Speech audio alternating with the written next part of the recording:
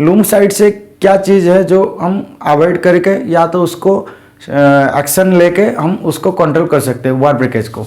तो एक क्या होता है, इसलिए हेडिंग क्या है, steps for attending wire breakage, steps for attending wire breakage in loom side. तो ये लूम साइड में वायर ब्रेकेज अटेंडिंग के लिए हम क्या क्या स्टेप ले सकते हैं उसका एक वीडियो है। तो ये वीडियो मेरे तरफ से हो सकता है थोड़ा लंबा हो जाए, पर आप हर चीज़ को देखिए, ठीक। तो हमारे आज तक जितने भी वीडियो आ रहा है तो आपको कहीं ना कहीं फ़ायदा हो रहा है और कमेंट आ रहा है, इसलिए हम वीडियो और भी आगे डाल रहे हैं। जैसे एक के बाद वीडियो आ रहा है, भले लेट हो रहा है पर आता रहेगा, इसलिए कोई टेंशन नहीं है। बाकी जैसे जैसे टाइम मिलता है मैं वैसे वीडियो डालता रहता हूँ, ठीक है। इस वीडियो आपको एक बढ़िया फ़ायदा होगा, क्योंकि आप एफिशिएंसी प्रोडक्शन में काम करें तो वायर ब्रेकेज कंट्रोल करना बहुत ज़रूरी है। तो वायर ब्रेकेज हम लूम साइड से या तो लूम पॉइंट से क्या ले सकते स्टेप वायर ब्रेकेज अटेंडिंग के लिए, तो उसका ये वीडियो है, ठीक है। तो चलते हैं वीडियो के ऊपर डायरेक्ट, ठीक। तो ज़्यादा टाइम वेस्ट नहीं कर रहे। तो हमारे steps for attending wire breakage में 2 कैटेगरी के हैं, जो क्या क्या स्टेप होता है एक वायर ब्रेकेज को अटेंडिंग करने के लिए। तो वायर ब्रेकेज अटेंडिंग के लिए जो स्टेप्स है उसको हम 2 कैटेगरी में डिवाइड किए हैं। एक है हमारा क्या फॉल्ट है, उसमें वायर ब्रेकेज आता है तो ऐसे क्या फॉल्ट रहता है कि वायर ब्रेकेज आता है। अगर वो फॉल्ट को हम सॉल्व कर देंगे तो क्या होगा, हमारा वायर ब्रेकेज जो है वो अटेंड हो जाएगा, वायर ब्रेकेज कंट्रोल होगा। ताकि हमारे जो एफिशिएंसी आ रहा था पहले वायर ब्रेकेज कंट्रोल के चक्कर में, या तो वायर ब्रेकेज जैसे कंट्रोल हो जाता है तो हमारा एफिशिएंसी बढ़ता है, और ब्रेकेज कम होने से एफिशिएंसी बढ़ता है, साथ में हमारा जो फैब्रिक की क्वालिटी और लूम साइड की ओवरऑल जो क्वालिटी है वो अच्छा बनता है। तो इसमें क्या है, एक ये रेड लाइन, ये लेफ्ट साइड बोर्ड के लेफ्ट साइड में जो पॉइंट्स कुछ दिए हैं 7 पॉइंट है वो ह्यूमन एरर, और बोर्ड के राइट साइड में कुछ पॉइंट लिखा हूँ वो 11 पॉइंट है, वो है लूम्स एरर। तो हमारे देखिए थोड़ा वीडियो में अपना बोर्ड पर देखिए, ह्यूमन एरर उस तरफ, इस तरफ है लूम्स एरर। ह्यूमन एरर में जो आदमी काम कर रहे, कारीगर हो गए, बीमगेटर हो गए, नोटिंग लोग हो गए, तो इसमें उन लोगों का क्या, आदमी का वजह से क्या फॉल्ट होता है, आदमी लोग क्या गलत कर रहे हैं जिस वजह से वायर ब्रेकेज हो रहा है, वो पॉइंट इधर है।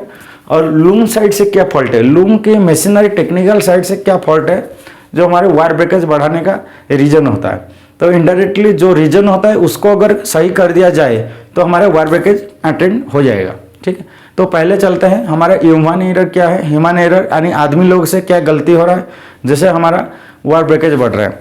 तो पहला पॉइंट क्या था, इस एंगल से दिखेगा आपको, ठीक। तो ह्यूमन एरर में फर्स्ट पॉइंट है improper dressing and noting. Improper dressing and noting, आपका जैसे बीम फॉल होता है तो वहाँ पे क्या है, जैसे हमारा बीम फॉल होता है, नया बीम नोटिंग होता है, वहाँ पे पहले क्या स्टैंड लगाया जाता है, ड्रेसिंग किया जाता है। तो ड्रेसिंग के टाइम अगर जो नोटिंग के पर्सन होते हैं, नोटिंग के आदमी लोग होते हैं, जो ड्रेसर होते हैं, अगर सही से ड्रेसिंग नहीं करते तो वहाँ पे एंड्स क्या, एक नया बीम और पुराना बीम का जो एंड्स होता है आपस में ड्रेस करके फिर उसको नॉट्स लगाया जाता है। अगर वो ड्रेसिंग सही नहीं किए, कहीं क्रॉस कर दिए, कहीं लापरवाही किए, तो वह एंड्स क्रॉसिंग हो जाता है नोटिंग के टाइम से। तो अगर नोटिंग के टाइम से ही क्रॉसिंग चालू हो गया तो फिर बीम चलता नहीं है, और चलता है तो ब्रेकेज होता है ज़्यादा। तो इसमें सबको परेशानी होता है, एफिशिएंसी आती नहीं है, लूम की एफिशिएंसी डाउन होती है, कारीगरों को परेशानी, कपड़ा डैमेज होता है। ये क्या है, तो हम जो ड्रेसिंग लोग होते हैं, ड्रेसर जो होते हैं नोटिंग में काम करते हैं, तो वो सही से काम करें। इम्प्रॉपर ड्रेसिंग और नोटिंग, नोटिंग के टाइम जो ड्रेसिंग होता है परफेक्ट होना चाहिए, कोई धागा क्रॉस नहीं रहना चाहिए, और ड्रेसर लोग जो ड्रेसिंग करते हैं उनको सही से ड्रेस करना चाहिए, ताकि धागा क्रॉस नहीं होगा तो हमारा धागा सीधा सीधा चलेगी, तो लूम पे ब्रेकेज कम होगी, लूम ब्रेकेज कम होगी तो कपड़े का जो क्वालिटी वो अच्छा बनेगा। सेकंड पॉइंट है बिग नॉट्स। इसमें बिग नॉट्स क्या होता है, यहाँ पे आदमी लोगों का भी फॉल्ट है, जैसे कि वार्पिंग साइड से जैसे क्रिल होता है, जो बटन गोला लगाते हैं, वहाँ पे लास्ट के टाइम बॉटम कौन चलता है ना, एक बटन खत्म होता है दूसरा रिप्लेस करते हैं, वहाँ पे क्या नॉट्स लगाते वो लोग। अगर वो नॉट्स लगाते टाइम बड़े बड़े गांठ लगाए, बड़े बड़े नॉट्स लगाए, या तो कोई धागा कटा वहाँ पे वो नॉट्स लगा के फिर चालू किए वार्पिंग को, तो वहाँ पे क्या है, वो ह्यूमन जो आदमी लोग होते हैं वो क्या छोटा से छोटा गांठ लगाना चाहिए, बारीक से बारीक ही गांठ लगाना चाहिए।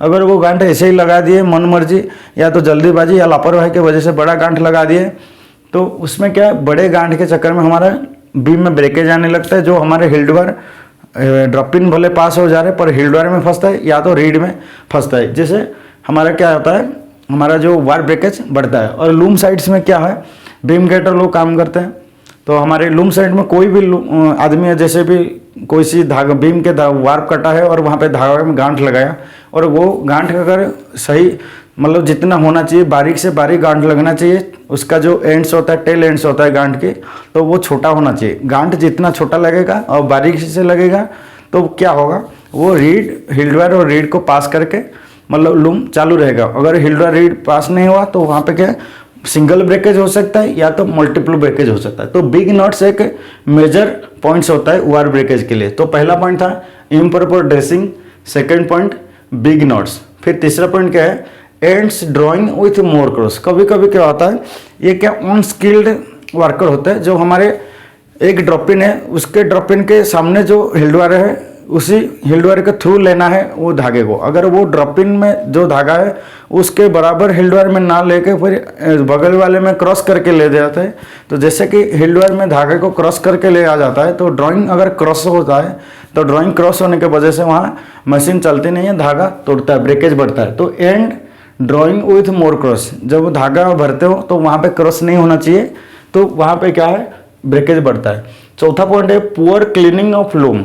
पुअर क्लीनिंग ऑफ लूम, तो जो हमारे लूम क्लीनिंग होता है वहाँ पे फ्लॉप जमा रहता है, तो उसका क्लीनिंग सही से होना चाहिए। Drop in area perfect clean होना चाहिए। हिल्ड वायर जो एरिया होता है, हिल्ड वायर जहाँ लगा है वो फ्रेम का, उसमें भी बराबर सफाई होना चाहिए। अगर क्लीनिंग बराबर नहीं हुआ तो वो क्या है आगे जाके मल्टीपल हो जाता है। जैसे कि ड्रॉप इन में बराबर क्लीन नहीं हुआ, ड्रॉप इन गिरा पर वहाँ पे लूम बंद नहीं हुई, कारण बिकॉज ऑफ फ्लॉप। अगर सिलेटेड वायर के ऊपर जाम है या कहीं ऐसा जगह में जाम है जहाँ ड्रॉप इन बराबर नीचे गिर नहीं पाए और धागा भी कटा है पर लूम बंद नहीं हुआ, तो वहाँ पे 2 4 5 10 8 10 धागा मल्टीपल होने का भी चांस होता है। तो लूम का क्लीनिंग होना जरूरी है। और लूम क्लीनिंग सही नहीं होता है तो जो सिलेटेड वायर ड्रॉप इन है आपस में अगर बीच में अगर कहीं बॉल फ्लॉप जाम है तो वह चलते चलते गोली बनता है, गोली बनने बॉल बनता है। बॉल बन फॉर्मेशन के चक्कर में क्या है वो एक साथ 4 5 10 15 धागा वो फंस जाता है, जिसमें बाद में उसको काट के निकालने में और उसको चालू करने में फिर आदमी को टाइम ज़्यादा लगता है। इस वजह से ये क्या है ब्रेकेज बनने का एक बड़ा रीजन है। तो लूम क्लीनिंग सही से होना चाहिए। 5 नंबर पॉइंट है विक पेट्रोलिंग। सब बढ़िया है अगर पेट्रोलिंग, विक पेट्रोलिंग यानी कि लूम के आगे पीछे अच्छा से राउंड नहीं लेना। अगर अच्छा से राउंड नहीं लेते हो तो वहाँ पे क्या कौन सा धागा आ रहा है, कॉटन से आया जाके ड्रॉपिन में फंस गया, कहीं गुच्छा आया, कहीं साइज पे आया, कहीं क्रॉसिंग है, कहीं कोई बाहर का कोई फ्लॉप ऐसे आया जो वार्प सीट के ऊपर गिर गया, तो वो क्या होता है विक पेट्रोलिंग होता है। जो पेट्रोलिंग होता है वो ढंग से वो पेट्रोलिंग नहीं होना, अच्छा से पेट्रोलिंग ना करना जो हमारे वायर ब्रेकेज को बढ़ाता है। तो ये पेट्रोलिंग होता है, लूम का पेट्रोलिंग को आपको अच्छे तरह से करना चाहिए। हर 10 मिनट में पेट्रोलिंग होना जरूरी है ताकि कोई भी आउटसाइड का जैसे कि कोई फ्लॉप ओवरहेड चल रहा है लूम के ऊपर, उसके कोई फ्लॉप गिरना, साइड से कोई एक्स्ट्रा धागा आके फंस जाना, कोई मतलब ऐसे कुछ गुच्छा उच्छा आ जाना, साइज पे, ये सबको देखना पड़ता है कारीगरों को। तो विक पेट्रोलिंग जो होता है, पेट्रोलिंग को बेस्ट करना है। हर 10 मिनट में आपको पेट्रोलिंग लूम के चारों तरफ देखना है, कहीं कुछ क्या फंस रहा है नहीं फंस रहा है, सही चल रहा है नहीं चल रहा है। अगर पेट्रोलिंग अच्छा रहेगा ब्रेकेज कम होगा। तो lack of training and counsellings, lack of training and counselling छठा पॉइंट है। तो यहाँ पे क्या है कुछ व्यूअर को आदमी को जो काम करने का प्रोसेस और उनका जो सिस्टम नहीं मालूम होता है, उनको क्या ट्रेनिंग दिया जाता है। एक चीज़ कुछ पॉइंट्स होते हैं उनको 10 बार बताना पड़ता है, बताने के बाद वो लोग उसको सीखते हैं, नहीं सीखते तो उनको काउंसलिंग करना पड़ता है कि क्या कमी रह गया, क्या आप लोग नहीं सीख पाए। तो ये क्या है उनको ट्रेनिंग देना और उनसे वो काम का कितना वो सीखे हैं उनका पूछताछ करना, काउंसलिंग करना, ये क्या बहुत ज़रूरी है। अगर उसमें कहीं कमी हुआ तो एक वायर ब्रेकेज और लूम साइड का जो एफिशिएंसी का डाउन होने का एक रीज़न होता है। तो वीकली ट्रेनिंग होना बहुत ज़रूरी है।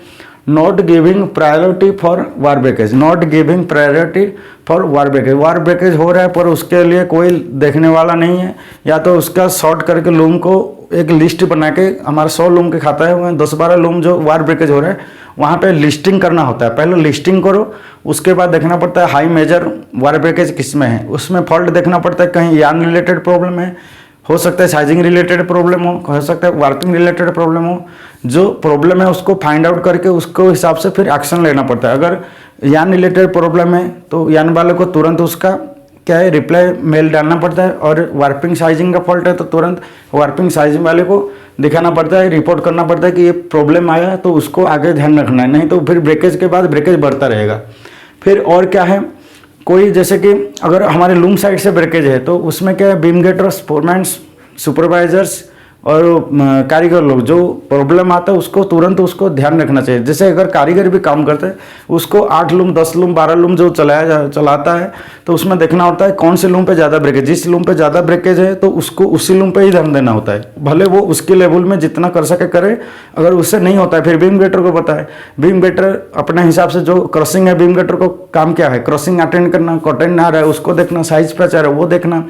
तो ये पॉइंट होता है बीम गेटर साइड से, फोरमैन साइड से भी पॉइंट होता है, सुपरवाइजर साइड से भी पॉइंट होता है। तो उन लोगों को सब वायर ब्रेकेज हो रहा है तो उसको पहले प्रायोरिटी देना चाहिए कि वायर ब्रेकेज होता है तो होता क्यों, जो इस चीज़ से होता है फाइंड आउट करना होता है रीजन, उसके बाद वो रीजन को सॉल्व करता है, सॉल्व कर देते तो फिर वायर ब्रेकेज कंट्रोल होता है। ये कुछ पॉइंट होता है जो हमारे आदमी लोगों के गलती के वजह से होता है। इम्प्रॉपर ड्रेसिंग बराबर नहीं होना, बिग गांठ के बड़ा गांठ के वजह से भी होता है, और हिल्ड वायर में धागा लेते हो तो उसको क्रॉस करते हो तभी होता है। क्लीनिंग बराबर नहीं होना, पेट्रोलिंग बराबर नहीं होना, और ट्रेनिंग और काउंसलिंग में कहीं कमी, और प्रायोरिटी नहीं देना वायर ब्रेकेज को। ये सब हो गया हमारे ह्यूमन एरर की कुछ पॉइंट्स। ठीक है, मैं इसको थोड़ा अभी इरेज कर देता हूँ क्योंकि यहाँ पे जो टेक्निकल पॉइंट्स है उसको मैं थोड़ा सा कुछ बताना पड़ेगा तो लिख करके, इसलिए ये ह्यूमन एरर वाला जो पॉइंट है उसको मैं अभी इरेज कर देता हूँ। ठीक, अगर आपको स्क्रीनशॉट लेना है तो ले लीजिए, जो पॉइंट है इसमें आपको स्क्रीनशॉट लेना पड़ेगा। ठीक है, अभी मैं इरेज कर लेता हूँ। ये हमारे चलते हैं लूम साइड से, ये आदमी रिलेटेड क्या गलती है वो तो आपको बता दिए। अभी इसमें चलेंगे लूम से एरर, लूम के सेटिंग रिलेटेड क्या एरर है, क्या उसमें टेक्निकल फॉल्ट्स क्या है, लूम साइड से क्या possibilities of steps we are taking to solve a wire breakage in loom side. Loom side में हम वायर ब्रेकेज कंट्रोल करिए क्या क्या स्टेप ले सकते हैं। इसके जानने के पहले मैं एक लूम साइड का RH और टेम्परेचर का एक बेसिक बताने जा रहा हूँ। लूम साइड के RH होना चाहिए हमारे 68%, इसमें प्लस और -2, 68% उसका स्टैंडर्ड है RH लूम साइड की, और उसमें +-2 हो सकता है। कभी +2 यानी कि 70% होगा चलेगा, या तो -2 यानी 66% होगा तो भी चलेगा। जो रिलेटिव ह्यूमिडिटी होता है लूम साइड के RH 68% RH, उसमें +-2 चलता है। और टेम्परेचर क्या होता है, बेस्ट टेम्परेचर होता है 26 डिग्री सेल्सियस से लेके 30 डिग्री सेल्सियस, ये होता है लूम साइड का RH और टेम्परेचर। यानी लूम साइड के जो रहेगा उसका इनसाइड जो रूम का एटमॉस्फेयर है वो रहेगा 68% RH, उसमें +-2 चलेगा, और टेम्परेचर है 26 डिग्री सेल्सियस से लेकर 30 डिग्री सेल्सियस, ये मतलब इसके रेंज है। इसमें बढ़िया चलता है डिपार्टमेंट, उसमें ब्रेकेज कम आता है और डिपार्टमेंट स्मूथ चलता है। ठीक है, ये एक होता है रूम का कंडीशन, जो हमारे लूम साइड के डिपार्टमेंट का रूम कंडीशन है, ये रहना चाहिए 68% RH, जिसमें +-2 चलता है, और टेम्परेचर 26 से लेकर 30 डिग्री सेल्सियस। और लूम के जो होता है, लूम लाइन वाइज बैठाया गया है उसके ऊपर जो सप्लाई है, लूम का RH कितना, लूम का RH हमारा 80% से लेके 80% है उसका RH, उसमें +-5% का चलता है, प्लस माइनस मतलब 5% का मार्जिन है। जैसे कि 80% का RH है लूम की सप्लाई जो है, लूम के ऊपर जो सप्लाई है RH का जो सप्लाई डक्ट है, उसका जो एयर जाता है, एयर जो सप्लाई किया जाता है लूम के ऊपर, उसका जो RH होना चाहिए कितना 80%, और उसमें +-5% का मार्जिन है, 75 तक भी चलेगा, 85 तक भी चलेगा। उसका जो टेम्परेचर रहेगा लूम के ऊपर जो सप्लाई किया जाता है वो डक्ट में जो एयर आता है उसका टेम्परेचर रहना चाहिए 25 डिग्री सेल्सियस, इसमें भी +-2 डिग्री का मार्जिन है। जैसे +-2 डिग्री 25 डिग्री से आप 27 तक भी चलेगा, और नीचे आएगा तो 23 तक भी आएगा, पर 23 के नीचे नहीं जाना चाहिए,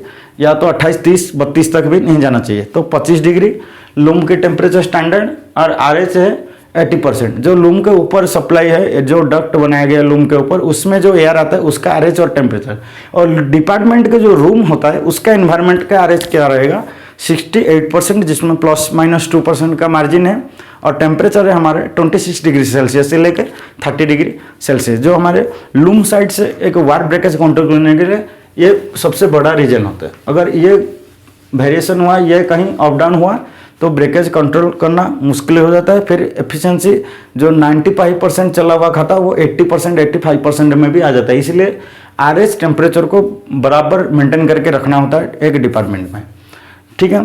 तो अभी चलते हैं लूम के टेक्निकल साइड से क्या फॉल्ट हो सकता है। जो फॉल्ट होगा और उसको सॉल्व कर देंगे तो वार ब्रेकेज अटेंड हो जाएगा। तो हमारे ये वीडियो को आप अंत तक देखने का कोशिश कीजिए, क्योंकि आप आधा से छोड़ देंगे तो आधा ही आपको पता रहेगा। इसलिए भले आपको पता है, लेकिन एक थोरोली नॉलेज है, एक डिस्क्राइब किया हुआ है, तो आप एक बार देखिए क्या चीज़ हो सकता है और इम्प्रूव कर सकते हो आप। तो इसके लिए ये वीडियो है। तो ये लूम्स एरर में पहला पॉइंट से लेके 11 नंबर पॉइंट तक कुछ पॉइंट मैं दिखाया हूँ जो फॉल्ट है। ये हो सकता है पॉसिबिलिटीज ऑफ मतलब रीजन फॉर वार ब्रेकेज। तो ये प्रॉब्लम को हम सॉल्व कर देते हैं तो फिर वार ब्रेकेज कंट्रोल होता है, ठीक है। लूम्स एरर में क्या होता है, फर्स्ट होता है रॉन्ग जीरो सेटिंग। अब भी आपको वीडियो में डाला हूँ जीरो सेटिंग वाला, जिसमें जीरो सेटिंग कैसे करता है, जीरो सेटिंग का क्या जरूरत पड़ा, तो इसके ऊपर जो वीडियो मैं बनाया हूँ पहले वो वीडियो आप देख सकते हो। और जीरो सेटिंग अगर आपका सही से नहीं हुआ तो वो क्या है, टेंशन बराबर लेगा नहीं बीम। जो बीम में वार टेंशन रहता है और लूम चलते टाइम जो टेंशन उसमें शो करता है वो उसमें प्लस माइनस होगा, वेरिएशन होगा। जीरो सेटिंग अगर बराबर नहीं हुई तो हमारा वार ब्रेकेज का रीजन होता है। तो जीरो सेटिंग के लिए आपको एक्यूरेट बीम डाया लेना होता है, मेजरमेंट करना होता है बीम डाया, उसको जहाँ डालना होता है डाल करके फिर उसका क्या वार टेंशन को एकदम से जीरो करके कैलिब्रेशन करके फिर उसको रीसेट करना पड़ता है। वार टेंशन रिस्टोरिंग के बाद फिर वो लूम तैयार हो जाता है अपना रनिंग के लिए।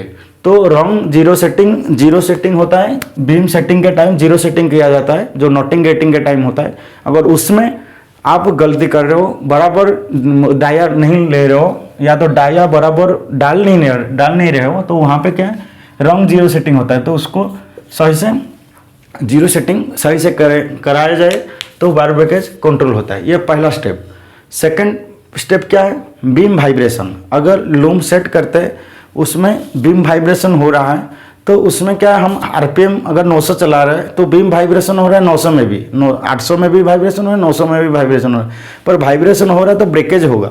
तो आप चाहोगे कि नहीं वाइब्रेशन हो तो 700 आरपीएम कर देंगे, लूम चलता रहेगा। पर आरपीएम अगर आरपीएम पॉइंट से देखा जाए, प्रोडक्शन पॉइंट से देखा जाए तो हमारा प्रोडक्शन लॉस होता है। इस वजह से हमारे आरपीएम वही रहेगा पर बीम वाइब्रेशन नहीं होना चाहिए। बीम वाइब्रेशन क्यों होता है, उसका ब्रैकेट के प्रॉब्लम, उसके जो बूस्ट लगता है उसके प्रॉब्लम, बेरिंग का प्रॉब्लम, उसके अगर कहीं प्ले है बेरिंग और ब्रैकेट के बीच में, तो ये सब प्रॉब्लम होता है बीम वाइब्रेशन की। तो बीम वाइब्रेशन में तो आपको क्या वहाँ पैकिंग देना पड़ता है, पैकिंग लगाना पड़ता है, तो उसके बाद ये बीम वाइब्रेशन कंट्रोल होता है। अगर उससे बुश वाला बोल्ट बराबर नहीं है तो बोल्ट देना पड़ता है, बेरिंग खराब है बेरिंग चेंज करना पड़ता है। ये सब पॉइंट्स होता है बीम वाइब्रेशन को सही करना। बीम वाइब्रेशन हो गया तो उसमें स्टार्टिंग मार्क का भी प्रॉब्लम होता है और वार ब्रेकेज कहीं तक इसका भी वार ब्रेकेज के ऊपर इफेक्ट डालता है। तो बीम वाइब्रेशन नहीं होना चाहिए, जीरो सेटिंग बढ़िया होना चाहिए।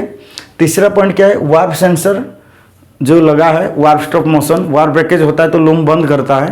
तो वो क्या है, सेंसर कभी कभी डिले स्टॉप करता है। सही जैसे ही धागा कटा तो उस टाइम लूम को स्टॉप करना चाहिए। अगर वो कहीं डिले हो रहा है, स्टॉप करने में कहीं डिले कर रहा है, लेट कर रहा है, या तो बिना धागा कटे भी फॉल्स मार रहा है। तो कहीं कहीं होता है क्या हो कि धागा कटता नहीं है, फॉल्स मार देता है, तो वहाँ पे भी ब्रेकेज 2 मिनट चला फिर बंद, 2 मिनट चला फिर बंद। तो वहाँ पे क्या फॉल्स स्टॉप के वजह से मशीन स्टॉप हो रहा है, यानी कि वो उसका जो ब्रेकेज काउंट होगा वो वार ब्रेकेज में वार्प में ही काउंट होगा। अगर डिले स्टॉप हो रहा है, डिले स्टॉप में क्या दिक्कत होगा बताइए। देखो डिले स्टॉप होता है तो वार ब्रेकेज धागा कट गया, लूम सही टाइम पे बंद नहीं हुई, थोड़ा चलने के बाद बंद हुआ ना, तो वहाँ पे मिसिंग एंड चलने का मतलब रिस्क है। दूसरा बात क्या है, अगर सिंगल धागा कटा, मशीन टाइम पे बंद नहीं हुआ, तो क्या एक धागा के चक्कर में वो 4-6 धागा आसपास के धागा को लपेट सकता है। इसलिए वार्प सेंसर जो है इन टाइम काम करना चाहिए और फॉल स्टॉप नहीं होना चाहिए। इन टाइम काम करना चाहिए और फॉल स्टॉप नहीं होना चाहिए। तो आप लोग काम करें तो वार्प सेंसर को नोटिंग गेटिंग के टाइम अच्छा से क्लीनिंग और उसका चेकिंग बराबर होना चाहिए। कहीं वायर उसका कटा है क्या कटा है या बराबर है वो चेक करना है। उस रेटेड बार का क्लीनिंग होना बहुत ज़रूरी है, सेंसर का क्लीनिंग होना बहुत ज़रूरी है, और वार्प सेंसर का कोई तोड़फोड़ तो नहीं हुआ, डैमेज तो नहीं हुआ, ये सब रीचेक चेकिंग पॉइंट होता है। वार्प सेंसर सही से चेक होना जरूरी है। वार्प सेंसर डिले और फॉल स्टॉप नहीं करना चाहिए। अगर वार्प सेंसर सही से काम करेगा तो हमारे वार्प ब्रेकेज कंट्रोल हो जाएगा। चौथा पॉइंट क्या है, हाई वार्प टेंशन। देखो ये तो डायरेक्ट उसके रिलेटेड है, जैसे कि टेंशन आप बढ़ा दे रहे हो तो उसका टेंशन बढ़ा दे रहे हो तो धागे में टेंशन बढ़ गया, अभी उसको स्ट्रेच करना पड़ता है ना, वो सेटिंग के टाइम सेट खुलता है फिर बंद होता है, खुलता है बंद होता है, तो उससे धागे के ऊपर पहले से टेंशन हम इनपुट ज़्यादा दे रखे हैं, तो धागा जब स्ट्रेच करता है, स्ट्रेच करने के वजह से उसका टेंशन और बढ़ता है, तो उसका जो कैपेबिलिटी होता है कि इतना टेंशन तक वो झेल पाएगा। उसके बाद अगर टेंशन ज़्यादा होगा तो वो ब्रेकेज का एक रीजन होता है। तो वार्प टेंशन आपको अप्रोप्रिएट रखना है कि हमारे कितना टेंशन में एक लूम सही चलता है, सही चल जाता है, तो उस हिसाब से आपको वार्प टेंशन सेट करना पड़ता है। फिर बैकरेस्ट, डी बॉक्स, ये सब पोजीशन, ये जो मैकेनिकल सेटिंग में है, बैकरेस्ट का, डी बॉक्स का, ईजिंग का भी है, ठीक है, रॉन्ग ईजिंग स्केल, और ये जो 3 पॉइंट है 5, 6, 7, ये मैकेनिकल सेटिंग के ऊपर आ जाता है, इसको मैं अभी बताऊंगा, ठीक है। बैकरेस्ट, डी बॉक्स पोजीशन और easing timing, frame crossing, wrong easing scale setting, ये सब होता है कि मैकेनिकल सेटिंग लूम साइड से जो हमारे को करना पड़ता है, ये टेक्निकल साइड से होता है। बैकरेस्ट, डी बॉक्स पोजीशन, देखो यहाँ पे थोड़ा सा मैं डायग्राम बता रहा हूँ, थोड़ा सा ऐसे लाइन डायग्राम बता रहा हूँ।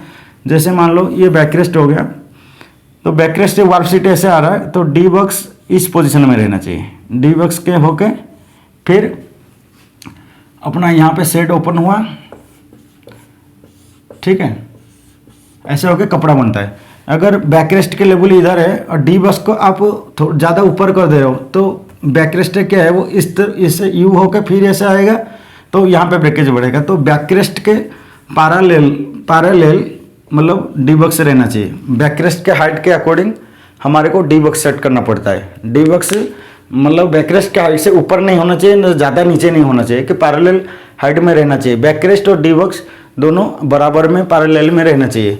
और ईजिंग टाइमिंग क्या है और फ्रेम क्रॉसिंग, ईजिंग टाइमिंग और फ्रेम क्रॉसिंग क्या है, तो आपको ईजिंग वाला वीडियो में ईजिंग टाइमिंग के ऊपर बताया था, तो आप उस वीडियो को भी देख सकते हो। अभी इसमें क्या है, ईजिंग टाइमिंग और फ्रेम क्रॉसिंग में क्या लेन देन। फ्रेम क्रॉसिंग होता है, मान लो 300 डिग्री, ये मान लो 300 डिग्री में फ्रेम क्रॉस हो रहा है, तो फिर अगला 300 आने तक मतलब उसका साइकिल है। देखो ये 300 डिग्री, इसमें पुराना वाला सेट जो है 300 डिग्री में क्रॉस हुआ, फिर नीचे वाला सेट ऊपर चला गया, फिर यहाँ से ये वापस 300 आने में ये 360 डिग्री का टाइम है, तो बीच वाला 180, 380 में 180 मिलाएंगे तो कितना होगा, 380, 60 हो गया इधर, बाकी रह गया 120, तो 120, तो 120 में ये maximum top point maximum height में होगा, या तो मिनिमम हाइट में होगा, या तो सबसे टॉप पॉइंट में होगा, या तो बॉटम पॉइंट में होगा। अगर लोअर साइड है तो वो सबसे लोएस्ट पॉइंट में होगा। अगर ये हाई मतलब अपर साइड है तो ये टॉप पॉइंट में होगा, टॉप पॉइंट और बॉटम पॉइंट। तो जैसे साइड मान लो आपका ये साइड क्रॉस होकर अपवर्ड मूवमेंट हो रहा है, तो टॉप साइड के टाइम वो 120 डिग्री में, अगर 300 का क्रॉसिंग है तो टॉप साइड होता है 120 में, या टॉप साइड या तो बॉटम साइड। अगर जो फ्रेम है अगर डाउनवर्ड मूवमेंट कर रहा है तो उसका बॉटम साइड हो रहा है 120 डिग्री में, अगर अपवर्ड मूवमेंट कर रहा है क्रॉसिंग के बाद तो उसका टॉप साइड होता है 120 डिग्री में, टॉप पॉइंट साइड का जो हाईएस्ट पॉइंट, ठीक है। तो उसके बाद ये हाफ साइड, उसके बाद वापस 300 डिग्री आने के बाद ये 300 डिग्री पर ही क्रॉसिंग हो जाता है। तो एक देखिए, जब ये फुल साइड होता है, जो maximum point last highest point जो होता है अपवर्ड के, और डाउनवर्ड की जो लोएस्ट पॉइंट होता है, टॉप पॉइंट और बॉटम पॉइंट, इस दोनों पॉइंट में हमारा क्या है, धागे में जो स्ट्रेच होता है, इधर ये जा रहा है, इधर ये जा रहा है, ये स्ट्रेच पॉइंट इधर ज़्यादा है, क्रॉसिंग के टाइम कम है और फुल साइड में ज़्यादा है। फुल साइड के बाद धीरे धीरे क्रॉस होता रहेगा, तो वो क्या है, उसका स्ट्रेस जो होता है, टेंशन जो होता है, कम होता जा रहा है। तो उसके हिसाब से हमारे को ईजिंग उस टाइम सेट को, वार्प सेट को लूज करना चाहिए जिस टाइम उसका फुल सेट है। फुल सेट के टाइम स्ट्रेच ज़्यादा हो रहा है, तो उस टाइम ईजिंग को मतलब क्या करना चाहिए, ईजिंग को वार्प सेट को लूज करना चाहिए। तो लूज कैसे करेगा, देखो 300 डिग्री में आपका क्या है, 300 डिग्री में क्या स्ट्रेच कम है, तो ईजिंग उस टाइम क्या है पीछे की तरफ रहेगा, पीछे की तरफ रहेगा, तो इसको टाइम बराबर टेंशन देगा। फिर जैसे ये स्ट्रेच हुआ तो ये क्या आगे आना चाहिए 300। अगर देखो 300 पे मान लो ईजिंग ये ऐसा है ना, ईजिंग का एक पॉइंट इधर, एक पॉइंट इधर, बीच वाला पॉइंट इधर, ठीक है। ईजिंग मान लो इस पॉइंट में होगा 300 डिग्री में, 300 डिग्री में होगा, तो ये क्या है मतलब इसमें स्ट्रेच या तो टेंशन कम है, तो इसको पकड़ने के लिए पीछे रहना पड़ेगा, ठीक है। तो उसको पूरा थोड़ा वार्प लूज होगा तभी जाके ये स्ट्रेच जो हो रहा है उस वहाँ पे ब्रेकेज कम होगा।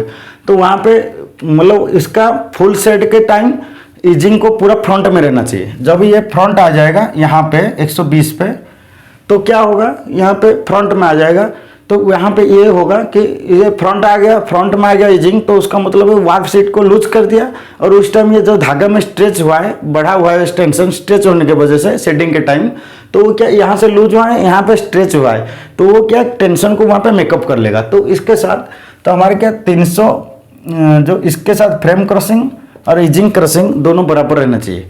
तो इसके हिसाब से क्या है वो टेंशन एडजस्टमेंट करते रहते हैं आपस में। अगर ईजिंग का क्रॉसिंग और फ्रेम क्रॉसिंग ज़्यादा डिस्टर्ब है, 10-20 डिग्री का ले सकते हैं प्लस माइनस, अगर ज़्यादा डिस्टर्ब है तो हम क्या है ना उसमें वार ब्रेकेज कंट्रोल कर ही नहीं सकते। तो ईजिंग के साथ फ्रेम क्रॉसिंग का जो इम्पोर्टेंट रोल होता है वो ईजिंग के ऊपर है। ईजिंग ज़्यादा वेरिएशन होगा फ्रेम क्रॉसिंग से तो वो नहीं चल पाएगा, ठीक है। 10-20 का मतलब जो मार्जिन है वो ले सकते हैं। उसके बाद रॉन्ग ईजिंग स्केल, ये क्रॉसिंग का हो गया, कब उसको वार्प सीट को लूज करना है, वार्प सीट को लूज तब करना है जब स्ट्रेच ज़्यादा पड़ रहा है शेडिंग के टाइम, और सेट जब क्लोज हो जाता है उस टाइम स्ट्रेच होता नहीं है, तो उस टाइम ईजिंग को क्या है पीछे से टाइट करना होता है। तो वो ये क्या है बराबर बैलेंस होना चाहिए, तब जाके वार्प ब्रेकेज कंट्रोल होता है। 7 नंबर पॉइंट है ईजिंग स्केल। इसमें जो लूज करना और टाइट करना, वो कितना लूज करेगा, ज़्यादा तो लूज नहीं कर रहा है, ज़्यादा तो टाइट नहीं कर रहा है, तो इसको एक अप्रोप्रिएट स्केल रखना पड़ता है। उस ईजिंग का जो स्विंगिंग होता है, वाइब्रेशन होता है, वो तो उसका जो स्केल होता है, मार्किंग होता है लूम पे, वो स्केल सही से सेट करना चाहिए। जैसे कि हमारा 1/1 और 2/2 वाला कोई भी डिजाइन आता है, ज़्यादातर प्लेन वाले में 1/1 2/2, तो इसमें क्या है हम 6th मार्क का ईजिंग रखते हैं टोयोटा के हिसाब से। ये टोयोटा के हिसाब से 6th मार्क का हम क्या रखते हैं ईजिंग का स्केल का जो अमाउंट है वो रखते हैं। उसके बाद सूडोकोमा में क्या रखते हैं 1/1 और 2/2 में हाईएस्ट जो स्विंग होता है उस पॉइंट में होता है। जैसे कि सूडोकोमा में उसका मिडिल पॉइंट होता है कि बॉटम पॉइंट होता है, तो बॉटम पॉइंट में उसको कनेक्ट किया जाता है ईजिंग रॉड को। और पिकानल में क्या है, पिकानल में भी जहाँ उसका भी वही है, जहाँ वाइब्रेशन ज़्यादा होता है उस पॉइंट में उसको कनेक्ट कर दिया जाता है, वहाँ पे भी ये बॉटम कनेक्शन कर जाता है ताकि ये वाइब्रेशन ज़्यादा होता है। मिडिल में वो स्टैंडर्ड है, बॉटम में ज़्यादा वाइब्रेशन क्या होता है जो प्लेन क्वालिटी में ज़्यादा वाइब्रेशन चाहिए, और जितना डॉबी रिपीट जितना बढ़ता रहेगा तो उसमें वाइब्रेशन कम चाहिए। जैसे कि 5/1 6/1 जो डॉबी क्वालिटी होता है उसमें ईजिंग 1 रखना पड़ता है, या तो उसमें स्विंग कम होना चाहिए, क्योंकि हाई रिपीट है तो उसका क्या स्विंग ज़्यादा होगा तो लूज पड़ेगा, इसलिए वहाँ पे टाइट करके रखना पड़ता है। और प्लेन में क्या है ज़्यादा सिंकेज के वजह से वार्प सीट क्या पहले से टाइट है, तो उसको क्या है थोड़ा वाइब्रेशन मिलेगा, तो क्या है वार्प जो स्ट्रेच होता है ना धागा सेटिंग के टाइम, तो उसको टेंशन जो धागा होता है वो स्ट्रेच के जब टेंशन बढ़ता है उसको ये एडजस्ट कर लेगा। तो प्लेन क्वालिटी में जितना कम रिपीट वाला डिजाइन होता है उसमें हमारे को ईजिंग का जो वाइब्रेशन है उसको ज़्यादा रखना पड़ता है। जितना ज़्यादा रिपीट वाला होता है जो इसमें पहले से हमारा लूज है, जो सेट लूज पड़ता है उसको टाइट करने के लिए ज़्यादा रिपीट वाला जो बड़ा रिपीट होता है उसमें स्केल को कम रखना पड़ता, कम रखना पड़ता है, और जो रिपीट छोटा होता है उसमें ज़्यादा रखना पड़ता है। ठीक है, ये होता है एक ईजिंग स्केल और वेव रिलेटेड एक रिलेशन, जो क्रॉसिंग के साथ फ्रेम क्रॉसिंग के साथ ईजिंग क्रॉसिंग एक बड़ा रोल प्ले करता है, और ईजिंग स्केल हमारा वीव की जो कपड़े के वीव होता है उसके मतलब रिलेटेड एक बड़ा रोल प्ले करता है, जो हमारे एक वार ब्रेकेज के ऊपर बड़ा फैक्टर होता है। तो बैकरेस्ट, डिबॉक्स पोजीशन, ईजिंग टाइमिंग और frame crossing, wrong easing scale और वीव का जो फैब्रिक वीव, ये 3 पॉइंट है, मेजर पॉइंट होता है एक लूम साइड से वार ब्रेकेज कंट्रोल करने के लिए। तो 8 नंबर पॉइंट होता है फ्रेम प्ले और टाइटनेस। हमारे जो फ्रेम होता है वहाँ पे शॉर्ट लीवर लगाया हुआ है, टॉप और बॉटम पट्टा भी है, वाइंडर भी लगा है। तो ये क्या है, वाइंडर अगर दोनों साइड से सही से टेंशन में टाइट नहीं हुआ उसका बोल्ट, तो अगर बोल्ट ढीला है तो वहाँ पे हिल्डर टाइट हो सकता है, ज़्यादा टाइट है तो भी हिल्डर मतलब क्या टाइट भी हो सकता है। तो हिल्डर टाइट नहीं होना चाहिए। और फ्रेम प्ले कब होगा, कहीं पट्टा टूटा है, पट्टा में क्रैक आ गया, कहीं लीवर नीचे से कहीं कोई बोल्ट खराब है, कहीं लॉक उसका खराब है, तो वहाँ पे क्या है फ्रेम प्ले होने का चांस होता है। और वाइंडर टूटा फूटा है तो वहाँ पे भी प्ले होने का चांस होता है। तो फ्रेम प्ले होना और हिल्डर में टाइट हो जाना, हिल्डर अगर टाइट होता है तो भी क्या है हमारे ब्रेकेज का बड़ा रीजन होता है, मल्टीपल इसमें आता है। ठीक है, फ्रेम प्ले तो बट्टा फ्रेम का जो ऊपर और नीचे वाला पट्टा, उसका वाइंडर और उसका हिल्डर कहीं टाइट हो रहा है, ज़्यादा प्ले है, ये सब चेक करना पड़ता है। ये चेक पॉइंट होता है कि फ्रेम प्ले और हिल्डर टाइटनेस इसमें देखना पड़ता है कि बराबर है कि नहीं। तो ये भी एक है वायर ब्रेकेज का रीजन होता है। 9 नंबर पॉइंट होता है high said angle and frame height. आप जो सेड एंगल कर रहे हो, जैसे कि जितना फाइनेस्ट याना आएगा तो उसका सेड कम खुलेगा तो भी पिक नहीं फंसेगा। जितना कोर्सर काउंट है, जैसे कि 6 काउंट 10 काउंट 12 काउंट वार्प में ले रहे हो, तो वहाँ पे क्या है थोड़ा हाई सेड एंगल रहेगा तो लूम चल सकता है, चल जाएगा बढ़िया। जैसे कि 6 काउंट 8 काउंट 10 काउंट 12 काउंट में आप 32 डिग्री का सेड एंगल लो तो भी कोई उसका ब्रेकेज इतना नहीं होगा। अगर सेम 32 डिग्री का 40 काउंट धागे के लिए लोगे तो ब्रेकेज बढ़ जाएगा। तो 40 काउंट जो वार्प आता है तो इसके लिए 28 डिग्री और 30 डिग्री जो सेट एंगल है बढ़िया है। 50 डिग्री का जो 50 काउंट और 60 काउंट का अगर वार्प आता है तो 26 डिग्री और 28 डिग्री का सेट एंगल बेस्ट है। हमारे 50 काउंट 60 काउंट का अगर कोई भी वार्प आता है उसमें आप 26-28 डिग्री का सेट एंगल चला सकते हो। 40 काउंट का 30 काउंट का कोई भी आता है तो उसमें 28-30 डिग्री सेट एंगल बढ़िया है। और 6 काउंट 7 काउंट 8 काउंट 10 काउंट जो भी डेनिम का है उसमें 32 डिग्री का सेट एंगल बेस्ट होता है। जितना भी कोर्सर काउंट है थोड़ा सेट एंगल ज़्यादा ले सकते हैं, और फाइन काउंट में क्या है सेट एंगल कम रखना पड़ता है। ये होता है सेट एंगल ज़्यादा और कम रखने से क्या कैसे ब्रेकेज होता है। फ्रेम हाइट, जैसे कि बैकरेस्ट डी बॉक्स के हिसाब से फ्रेम हाइट होता है क्या है, पिक इंसर्शन के टाइम पिक नहीं फंसना चाहिए ना ऊपर में ना नीचे, तो उस हिसाब से फ्रेम हाइट को सेट करना पड़ता है।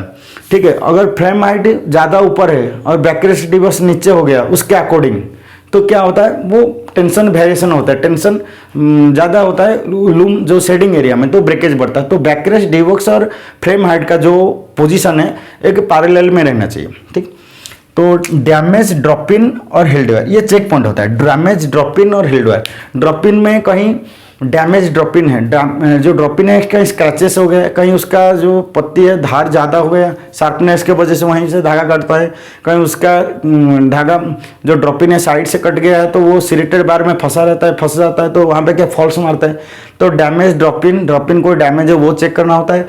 हिल्डवेयर कोई ख़राब है, हिल्डवेयर में स्क्रैचेस आना, कहीं उसका हिल्डवेयर खराब हो जाना, वहीं से क्या धागा बार बार क्या कटता है, तो ये क्या है चेक पॉइंट है। ड्रॉप इन डैमेज नहीं होना चाहिए, हिल्डवेयर डैमेज नहीं होना चाहिए। अगर कोई ऐसा चीज़ होता है फॉल्ट तो उसको फाइंड आउट करके उसको फिर रिप्लेस करना होता है।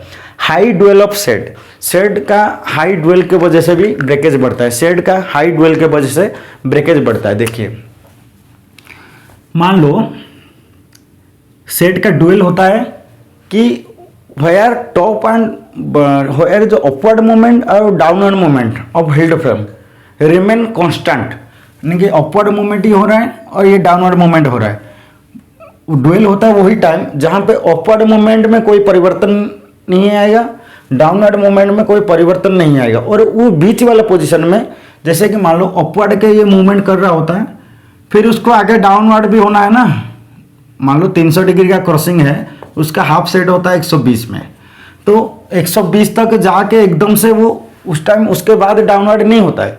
वो कैसे होता है देखो बताता हूँ। जैसे 300 में आया, ये नीचे पहले ये नीचे में था, मान लो ये ऊपर जा रहा है तो 120 तक जाके फिर 120 हो जाने के बाद तुरंत नहीं आता है, तो उसको क्या होता है वहाँ पे जाके ड्वेल होता है। तो अपवर्ड मूवमेंट के बाद उसका लास्ट पॉइंट में पहुँच जाता है, और डाउनवर्ड होने के पहले वो कुछ टाइम तक पूरा ऑफ पोजीशन में टॉप पोजीशन में स्टे करता है। वो जहाँ स्टे करता है वो होता है फ्रेम की ड्वेल। तो फ्रेम में 2 ड्वेल होता है, एक है अपर ड्वेल, एक है अपर ड्वेल, एक है बॉटम ड्वेल। देखो बता रहा हूँ, ये बॉटम साइड में ये ड्वेल हुआ, देखो ये अपवर्ड मूवमेंट हुआ, वहाँ पे कुछ टाइम तक रुका, कुछ टाइम तक यहाँ पे ये स्टे किया, ये जो पोजीशन में ना उसका अपवर्ड मूवमेंट हुआ ना डाउनवर्ड मूवमेंट हुआ, तो अपवर्ड और डाउनवर्ड मूवमेंट का बीच वाला में वो कुछ टाइम तक स्टे करता है, वो होता है डुएल। अगर ये डुएल ज़्यादा टाइम तक रखेंगे तो क्या होगा, जैसे कि अपवर्ड मूवमेंट हुआ ज़्यादा टाइम तक डुएल रखे, नीचे आया तो ज़्यादा टाइम तक डुएल रखे, तो लास्ट मैक्सिमम टेंशन कब होता है, उसका मैक्सिमम पॉइंट या तो लोएस्ट पॉइंट में। अपवर्ड मूवमेंट करता है तो उसको मैक्सिमम अपन टॉप पॉइंट में होता है, मैक्सिमम हाईएस्ट पॉइंट में, तो ये लोएस्ट पॉइंट में जो होता है तो यहाँ पे क्या स्ट्रेच बढ़ता है धागे में, इस पॉइंट में स्ट्रेच ज़्यादा है। और डुएल भी वही है, अगर वो स्ट्रेच पॉइंट में ज़्यादा टाइम तक डुएल रखेंगे तो धागे के ऊपर स्ट्रेच का जो टाइम है वो बढ़ जाता है। स्ट्रेच ज़्यादा होने की वजह से वहाँ पे क्या धागा मतलब कम जल मतलब मैक्सिमम पॉइंट में पहुँच गया, उसके थोड़े टाइम बाद फिर नीचे आना शुरू हो गया, फिर साइकिल चलता रहा, तो वहाँ पे क्या ब्रेकेज नहीं होता। ब्रेकेज अगर होना था तो वो पहले डाउनवर्ड हो जाता, तो वो रिलैक्स हो जाता है धागा और वो कंट्रोल हो जाता है ओवर ब्रेकेज। अगर सेम टाइम पे अगर ज़्यादा टाइम तक डुएल होगा तो जो टेंशन उसमें क्रिएट हो रहा है वो ज़्यादा टाइम तक स्ट्रेच होकर रह रहा है। स्ट्रेच होने के अर्थ है कि वहाँ पे टेंशन जो है वो धीरे धीरे बढ़ रहा है, बढ़ने की वजह से वो जो कैपेबिलिटी होता है यान की स्ट्रेंथ की वो कम हो जाती है, कम होता है यानी धागा टूटता है। तो मैक्सिमम डुएल जब अगर लेते हैं कोई भी कैम और डॉबी में, हाई डुएल की वजह से भी वार ब्रेकेज होता है, एक ये भी रीजन होता है। तो आज की वीडियो बहुत बड़ा हो गया, लेकिन ये वीडियो में आपको बहुत कुछ पॉइंट में बताया हूँ, टेक्निकल साइड से भी बताया हूँ, और कुछ इसके ऊपर भी कोई 22 टॉपिक बनाना है, जैसे कि बैकरेस्टिक का और डिवर्स का पोजीशन के ऊपर, या तो इजिंग टाइमिंग क्रॉसिंग के रिलेटेड कोई कन्फ्यूजन कहीं रह गया तो इसके लिए अलग से इंडिविजुअल वीडियो बना देंगे। तो आज की जो वीडियो है एक आपको प्रोडक्शन में काम कर रहे हो इसके लिए बेस्ट वीडियो रहेगा। तो वार ब्रेकेज के लिए हम क्या क्या स्टेप ले सकते हैं, ह्यूमन एरर क्या रहता है, टेक्निकल एरर क्या रहता है, आरएस टेम्परेचर का क्या रोल रहता है, तो ये होता है कि लूम साइड से हम वार ब्रेकेज कंट्रोल करने का तरीका। ठीक है, आज